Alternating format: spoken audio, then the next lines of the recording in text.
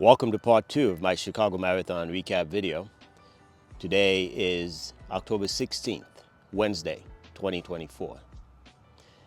If you haven't seen part 1 yet, go check it out because I discuss some of my running background, how I got into the sport, and how it came to be that I'm running my 7th marathon in the last 4 years, or a little bit over 4 years. So I just did a 5K run. We'll call it a recovery run. And everything went well. Happy to say that all systems are go. No pain, no soreness. And that's how I like it, right? That's the way it should be. And to those of you that are thinking about doing your first run after a marathon, think about it very carefully. It's not recommended that you do it so soon after the marathon. Usually the experts recommend 7 days. I don't usually wait 7 days because I know my body well. And I think the experts recommend 7 days only because there's still recovery happening at the cellular level.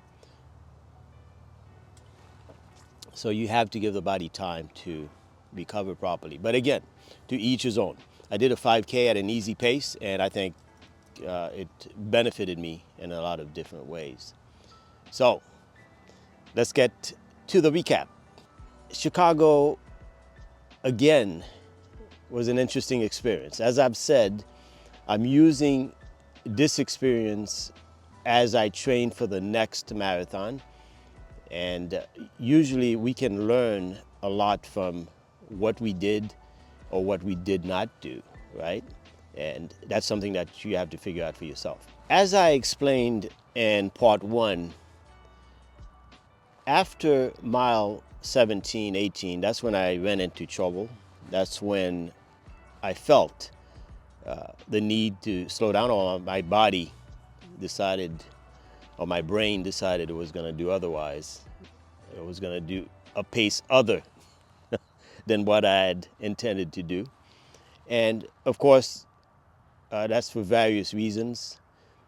Everyone has something that they can learn from how a race progressed, and I'm still analyzing that, trying to figure out exactly what went on. And as I progress with my training, one of the things I plan to do is to ramp up mileage, slowly but gradually,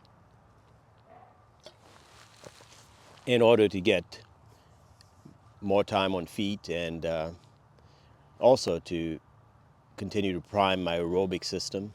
And then we'll start introducing some threshold work, some speed work, etc. But again, you have to do what's best for you. Chicago is a great experience.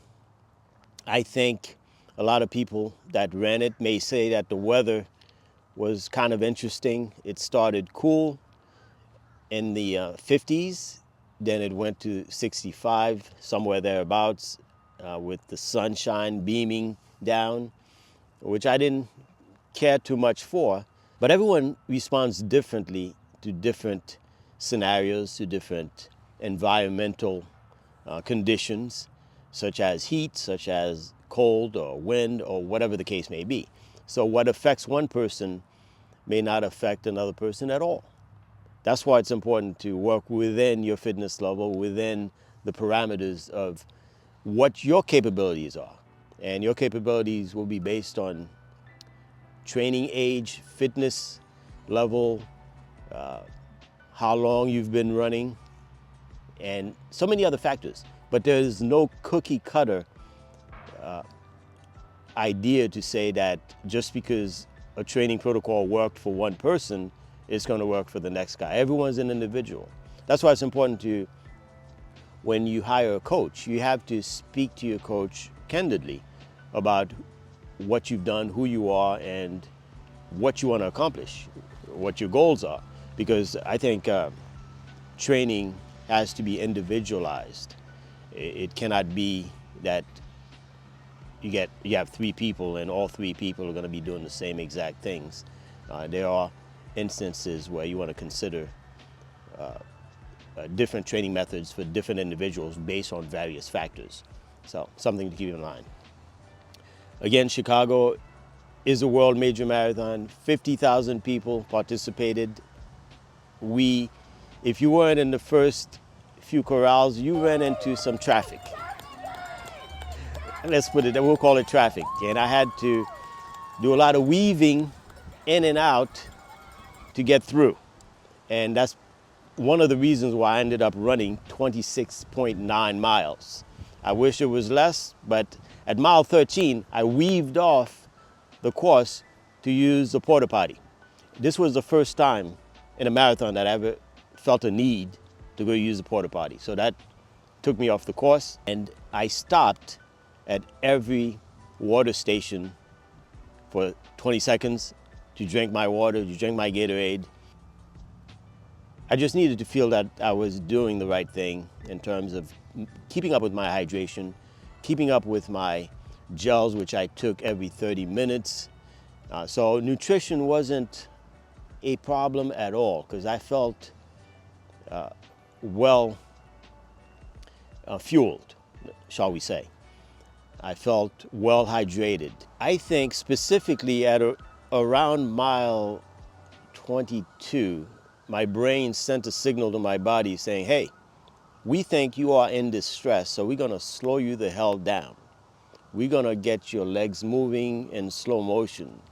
I remember I had my phone with me and my daughter sent me a text message that said, Dad, dig deep. You're almost there. Which I did. I tried, Jen. I tried. I was digging. I was sticking my shovel in. I was digging. But my leg said, we're going to keep you at this space right here, buddy. And that's one of the things I'm looking at to see what particular piece of the puzzle might have caused that so we can fix it in training, right? You do all the things in training to make sure that if you encounter them on race day, that you're able to handle them properly. And that's what we're going to look at. But I feel good. It feels great to have completed the race injury-free. No soreness anymore. It's been 3 days. I feel great. As I said, I did a 5K and no complaints at all.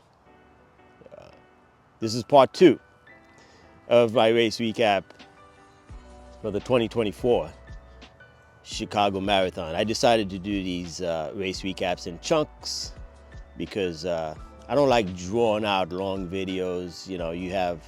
Who's gonna sit there and watch a long video? Just give it to you in bite-sized morsels, right? And if you ran Chicago, congratulations again. I've been looking at the recaps from everyone, and some of you all did really well. I'm proud of you all, and it's exciting to see so many in the running community hitting their goals and getting to the point where they're succeeding. But we see a lot more of that on social media, right? We don't see a lot of the failures. There are a lot of failures out there as well, or we shouldn't call them failures, we should call them challenges. Every runner is going to have challenging races. Not every race is going to be to your expectation. So we have to take the good races with the bad.